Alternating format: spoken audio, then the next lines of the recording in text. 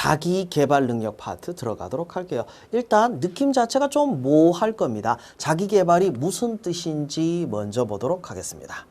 자기 자신에 대해서 충분히 파악을 하고 뭐라는 겁니까?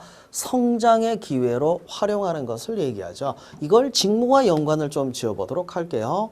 자, 그 조직에 들어갔어요. 그 조직의 성장에서 성장한다는 건 뭡니까? 자신의 능력과 적성 등을 키워가는 것을 얘기하죠. 이걸 스스로 할 수 있는 것을 자기개발 능력이라고 합니다. 자, 왜 자기개발을 해야 될까요? 취직 안 하고 그냥 혼자 노는 사람이에요. 굳이 자기개발을 할 필요가 있을까요? 자기개발을 하는 가장 중요한 이유는 역시 업무의 성과 향상이라고 볼 수 있습니다.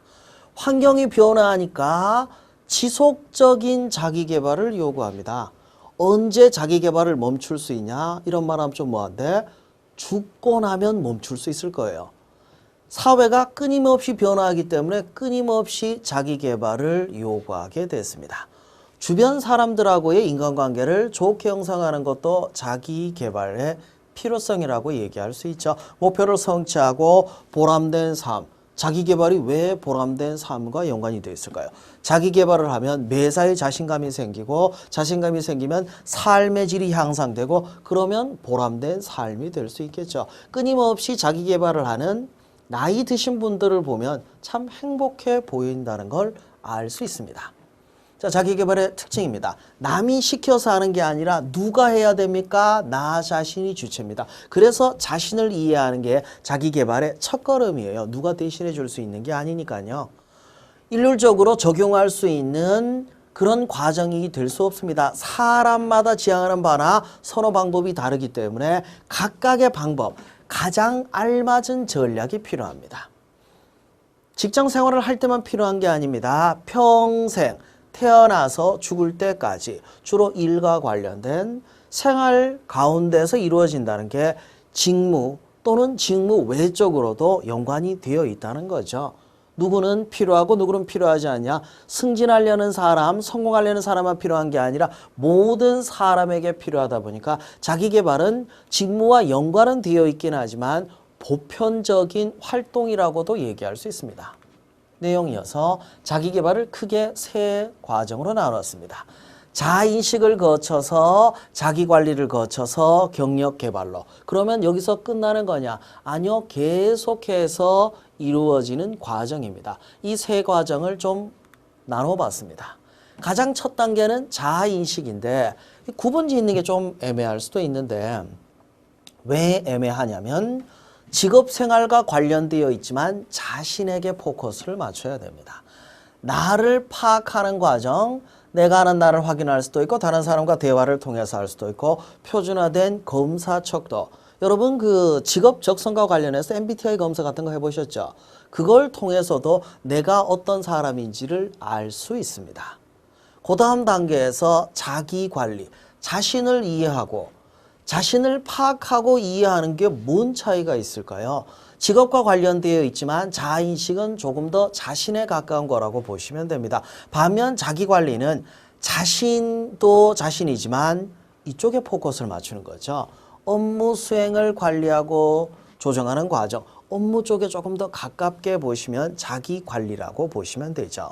업무기 때문에 명확한 비전 목표를 수립하고 자기관리를 수행하는 이 과정이 필요합니다. 자, 이제 개인의 경력을 쌓아가는 경력개발 과정이 필요하겠네요.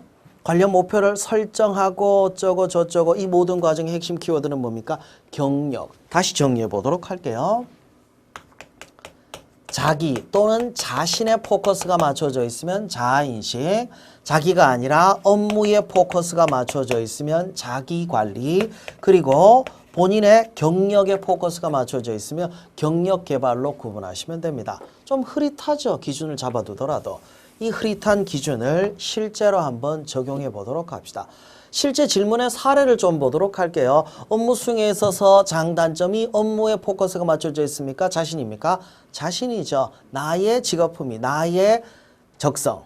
그런데 자기관리를 보면 업무 쪽인 게 생산성을 높이고 대인관계를 향상시켜서 궁극적으로 어떻게 합니까? 업무 능력을 향상시키는 거죠. 그래서 업무 쪽에 포커스가 조금 더 맞춰져 있는 게 자기관리입니다. 앞으로 어떻게 경력을 설계할 것이고 언제 승진할 것이고 이 모든 것들은 다 경력과 관련돼 정리해서 자기 또는 자신의 포커스가 맞춰져 있는 자아인식, 업무에 포커스가 맞춰져 있는 자기관리, 그리고 경력에 포커스가 맞춰져 있는 경력개발. 이건 구분되시죠?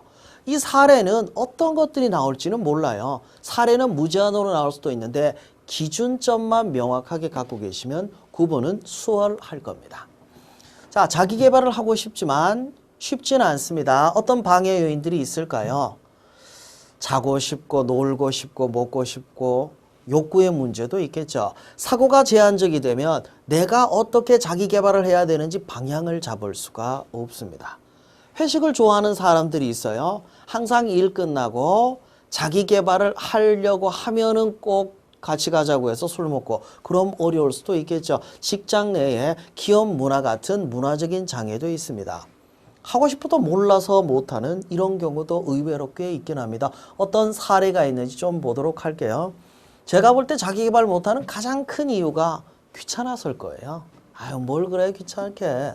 이런 사람들이 좀 많기는 합니다. 친구 좋아하는 사람 중에 자기 개발 잘하는 사람이 별로 없어요. 놀 거 다 놀고 어울릴 거 다 어울리고 자기 개발하기는 좀 어렵죠. 제한적 사고, 이게 필요한지 아닌지 잘 모르는 경우들도 있습니다. 가정이나 직장의 문제일 수도 있겠죠. 우리나라의 경우는 어때요? 육아는 여성의 몫이 되어버리죠. 그래서 여성들이 자기 개발하기가 참 어려워요. 남자들이야 나 승진 때문에 공부한다 라고 얘기하면 집안일에서 배제될 수 있는데, 그런데 여성의 경우에는 배제되기 좀 어려운, 이건 문화적 장애라고 봐야겠죠. 교육 프로그램들이 뭔지 몰라서 못하는 경우도 있습니다. 심지어 기업에서 제공하고 있음에도 불구하고 모르는 경우들이 꽤 많죠.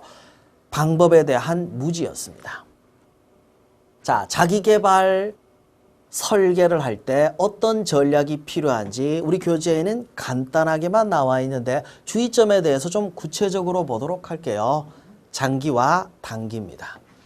장기는 더 거시적이다 보니까 더 심층적이고 깊이 있는 내용을 기준으로 하겠죠.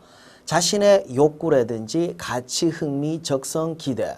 이건 뭡니까? 아주 거시적인 측면에서 중요한 가치를 가지고 있는 거죠. 반면 단기 목표는 장기 목표의 기본 단위이기는 합니다. 이 단기 목표들이 쌓여서 장기 목표가 되는 거니까. 하지만 조금 더 포괄적인 장기 목표에 비해서 어떻습니까? 조금 더 구체적이죠. 어떤 능력을 개발할 건지, 어떤 자격증을 딸 건지, 어떤 사람들과 인간관계를 맺을 건지. 더 구체적이고 세부적이면 단기 목표, 더 거시적이면 장기 목표라고 보시면 돼요. 이 장단기 구분이라고 하는 게 자료마다 조금 다르기는 해요. 간단하게 구분 좀 하자면 장기는 일반적으로 5년 이상이라고 보시면 됩니다. 5년 미만은 중기 또는 단기인데 우리 교재에서는 3년 미만을 단기로 보고 있습니다. 인간관계라고 하는 게 모든 사람들을 다 포괄할 수는 없습니다. 우리 주변에 가까운 가족, 친지, 동료, 부하 직원, 상사, 고객 같은 이런 사람들하고의 관계를 고려해야겠죠. 막연한 사람이 아니에요. 나와 관련된 사람들을 얘기합니다.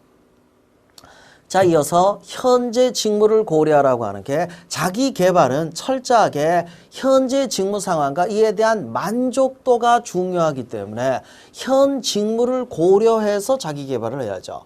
미래에 맡을 일, 미래 직무를 고려하는 게 맞지 않냐. 그 일을 할지 안 할지 몰라요. 명확하게 지금 하고 있는 일을 고려하는 게 맞습니다. 그리고 구체적인 방법. 사실 이 구체적인 방법을 기획하는 게 쉽지는 않습니다. 특히 입사 준비하기 위해서 자기소개서 작성할 때 지원 동기 및 입사 후 포부 이거 작성하라는 항목들이 많죠. 근데 꼭 뒤에 이런 말을 붙여요. 구체적으로 작성하셔. 사실 입사하고 나서 여러분이 5년 후에 10년 후에 뭐 할지 잘 모르거든요. 이럴 때는 어떻게 해야 됩니까? 조금 찾아보시는 게 필요하죠. 구체적으로 계획을 수립하는 게 맞긴 맞아요. 하지만 장기 목표는 구체적으로 수립하는 게 좀 어렵습니다. 아까 얘기했던 자소서 항목은 어떻게 작성하는 게 맞을까요? 이때 요긴한 사람들이 있습니다. 취업 멘토라고 해서 여러분이 입사하려고 마음먹은 그 회사에 다니고 있는 선배나 아는 사람들, 이 사람들을 통해서 회사 내 자기계발 프로그램이 어떻게 되고 그리고 승진은 어떻게 되는지 이런 걸 좀 파악하시면 구체적인 입사 포부를 제시할 수 있을 겁니다.